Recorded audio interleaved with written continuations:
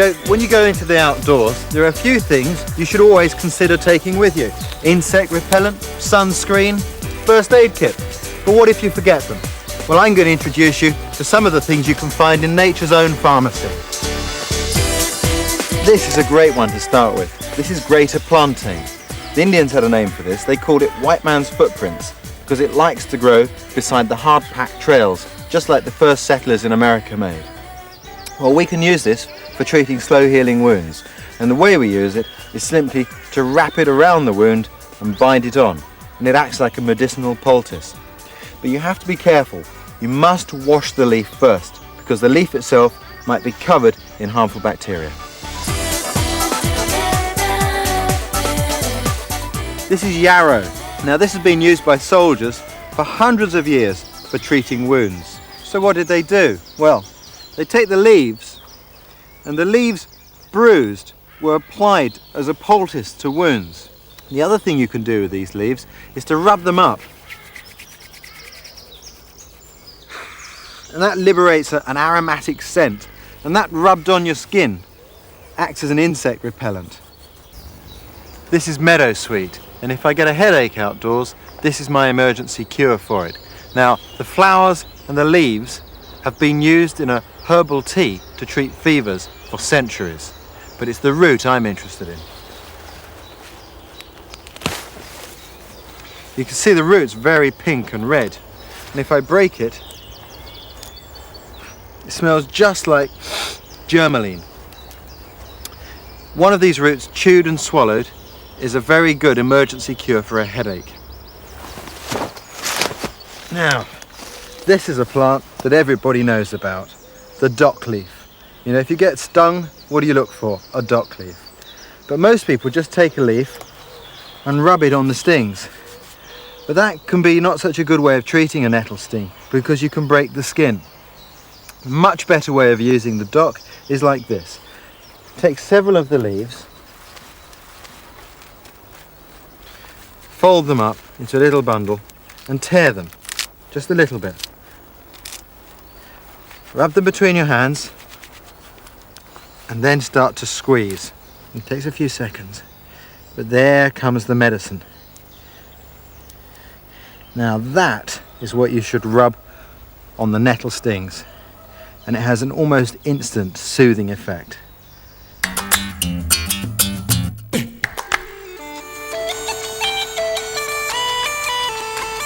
I've been riding horses since I was old enough to hold a rattle, but have never experienced a long-distance ride. Rising to the challenge of the Wild Boar Trail, I headed for Argyll.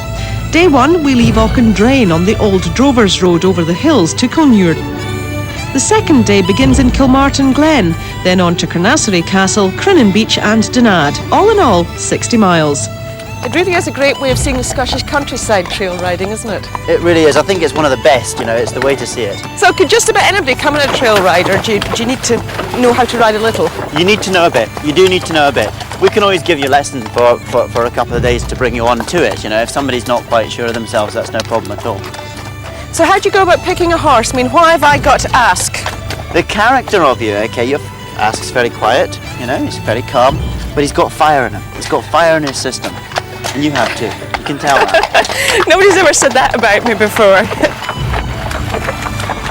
For trail riding, do you find the horses have to be quite brave-hearted, adventurous? They have to be, yes. Yeah, you don't want any horses that are wussies or wimps. They've really got to be prepared to. Yeah, we can do this. We can go up this. We can do it. On a trail ride, you need food and drink to keep you going, warm clothes just in case, and the chance to rest those aching muscles. Our final stop on this long, hot summer's day was the beautiful Loch Awe and the ruins of Culnure Chapel. This old chapel, it dates back to St. Columba.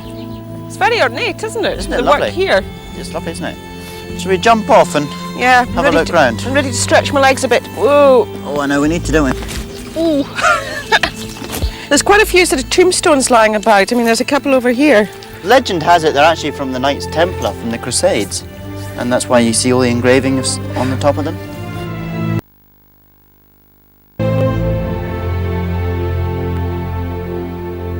A few miles on and the end of the day. Our horses, Ask and Sif, where mother and son have gone all day fueled by their breakfast of equine muesli. Supper will be the same, and while they chilled out, we headed for a local hostel to spend the night.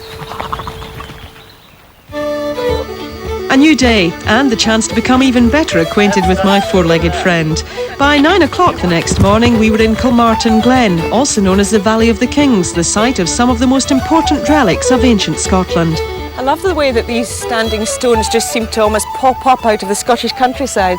These date back to Neolithic times. You're looking at these being 500 odd years older than the pyramids were. Such an ancient thing. Yeah, they are ancient. But we've got something, the next thing we're going to on the trail, much, much younger.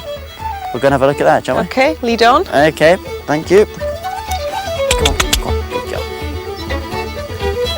There's a real thrill riding a horse which is having as much fun as I am. Believe me, if they didn't want to jump and gallop, they wouldn't. When push comes to shove, they're bigger than we are.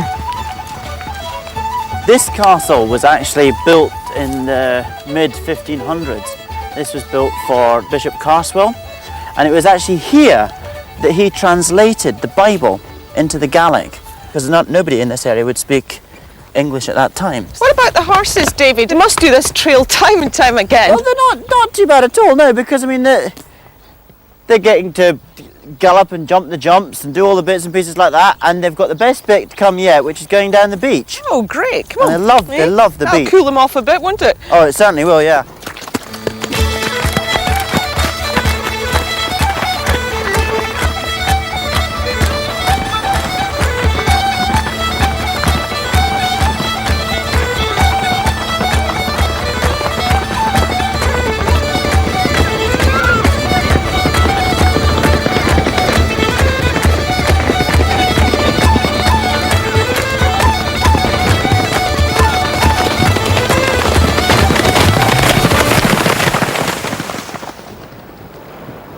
Horses are natural swimmers, and crossing the bay we head for the hill fort of Dunadd, marking the end of our two-day trail.